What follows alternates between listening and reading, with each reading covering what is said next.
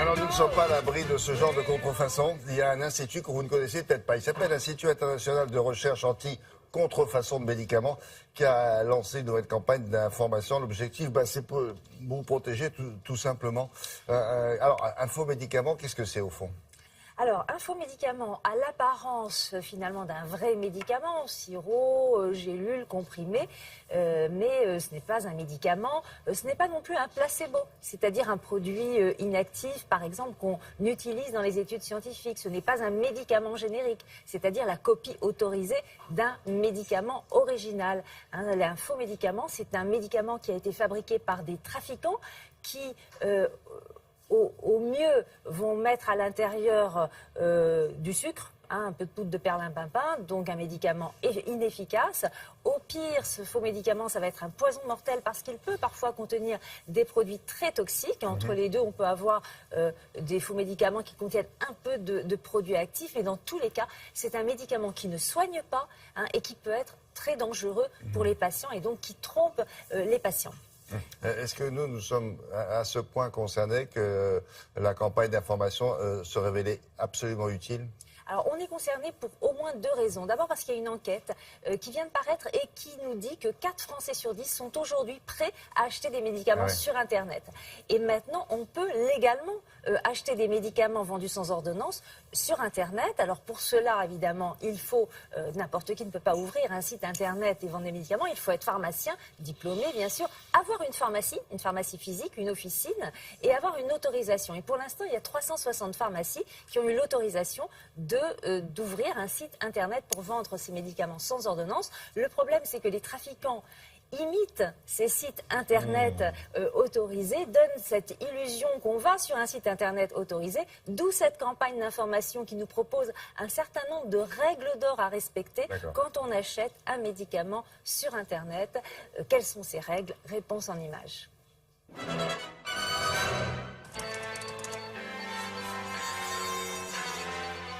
Lorsque vous êtes sur le site Internet d'une vraie pharmacie, vous avez un label qui apparaît, un logo. Si vous cliquez sur ce logo, il vous renverra à la liste des pharmacies autorisées en France.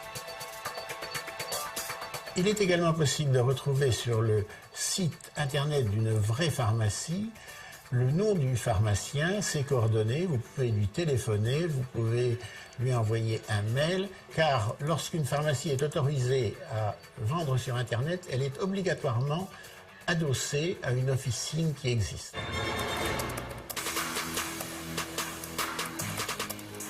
Il faut se méfier des prix exceptionnellement attractifs. Par exemple, pour un célèbre médicament traitant les troubles de l'érection, on peut le trouver sur Internet au 10e de son prix pharmacie. C'est évident qu'il s'agit d'un faux. En France, les pharmacies autorisées sur Internet ne peuvent vendre que des médicaments ne donnant pas lieu à ordonnance. Lorsque vous trouvez donc un site qui vend des médicaments sur ordonnance, c'est qu'il vend des faux médicaments. Vous devez également faire attention sur l'enveloppe. Il faut vérifier qu'il y a un cachet de poste français. Cela doit venir de France.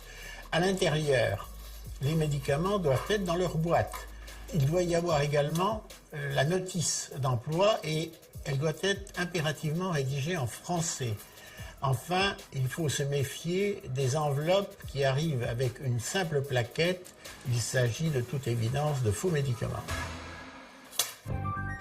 Il y a un grand nombre de médicaments qu'il ne faut pas acheter sur Internet, tels que les vaccins, les antibiotiques ou les anticancéreux, qui sont des médicaments sujets à ordonnance. Quelquefois, des gens peuvent être tentés de le faire parce que c'est moins cher. Vous achetez un anticancéreux qui n'a aucune prise sur la maladie. Vous achetez un vaccin qui en fait a voyagé dans des conditions qui ne sont absolument pas conformes, question température, et ce vaccin, lorsqu'il arrive entre vos mains, sera devenu un véritable poison.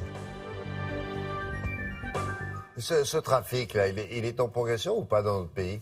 Il est en progression et pour une raison très simple, c'est que c'est un trafic juteux.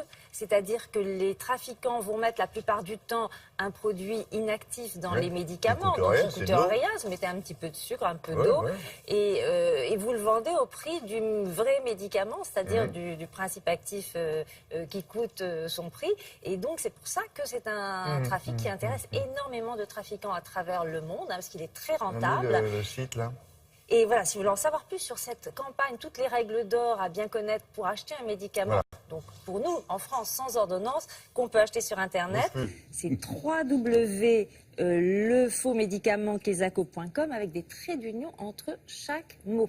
Voilà, notez bien ça, sinon vous allez sur le site de Télébata. Merci beaucoup Brigitte.